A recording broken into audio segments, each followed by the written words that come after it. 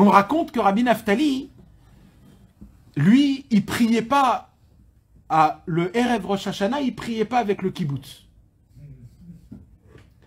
Erev Rosh Hashanah, tout le monde priait dans le kloïs de Ouman. Rabbi Nathan avec tous les élèves. Et Rabbi Naftali, c'était le seul de Harvit Rosh Hashanah, il allait tout seul dans le kever de Rabbeinu et il était là-bas avec Rabbeinu. Il priait. Tout seul. Tout seul. Maintenant, Rabbi Naftali, lui, il priait Harvit de Rosh Hashanah. Il priait très très longtemps.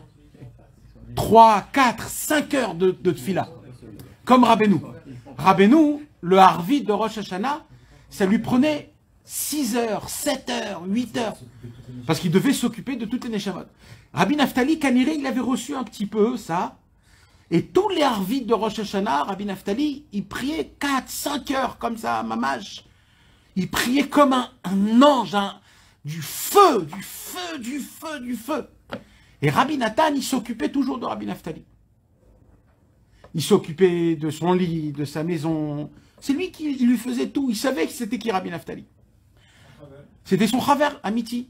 Alors quand tout le monde descendait du kloïs en bas, il y avait la salle où tout le monde mangeait.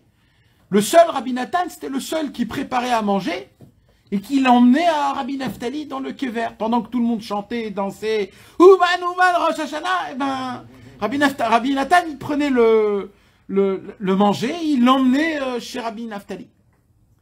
Et un jour, Rabbi Naftali, il s'est un petit peu attardé.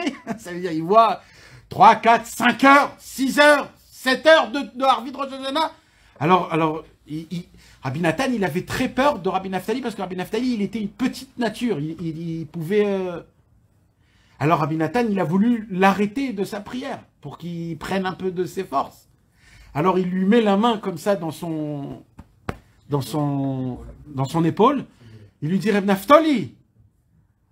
Et là, quand il se retourne, Rabbi Naftali, son kittel s'est effrité sur lui. En cendres. Mes amis, c'est du vrai sur vrai ce que je vous raconte. C'est pas des histoires inventées.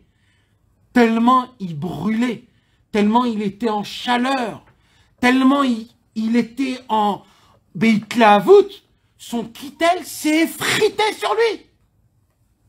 Son fils, Rabbi Ephraim ben Rabbi Naftali, celui qui a écrit l'Ikouté Even, on raconte que lui, quand il commençait le matin les Kétoret, en commençant avec la parachat à Korbanot, parachat de Vayachar Advarim Haelev va Elohim Nisa et Avram, la Hakeda.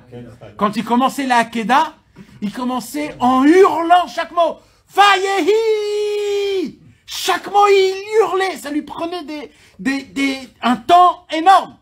Et on raconte au moment où il arrivait à Vaïvarer David, qu'il fallait qu'il se lève, on voyait que quand il bougeait, parce que son talit, il le recouvrait, quand il remettait un petit peu son talit, il le remettait, il y avait de la buée qui sortait de son talit. Son fils, Rabbi Naftali. Mes amis, c'est ça de Chassid et Breslev. Rabbi Shmuel Isaac. Rabbi Shmuel Isaac, Rabbi Nathan, il a dit, j'ai entendu la façon de comment il disait Ashkivenu, en levant les mains dans le ciel et en disant entre chaque mot, en faisant une anacha, un soupir. Rabbi Nathan, il a dit, je ne pouvais pas supporter d'entendre les soupirs de Rabbi Shmuel Isaac, tellement il disait, ça me coupait ma chair. Quand un homme, il crie, vous savez, imaginez-vous, vous êtes dans un hôpital, et ça fait mal.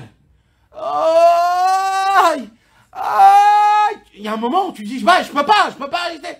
Et ben, Rabbi Shmuel Isaac, la façon de comment il priait, pas en mode désespoir, parce que nous, tout de suite, on a dans notre tête, ah ouais, c'est un peu, non, en mode languissement, je me languis de toi, Hachem, c'est quand ma taille avo verae pene Elohim, ce sera quand le jour où je vais voir la face de Dieu. Ça, c'est les élèves de Rabbeinu, les amis.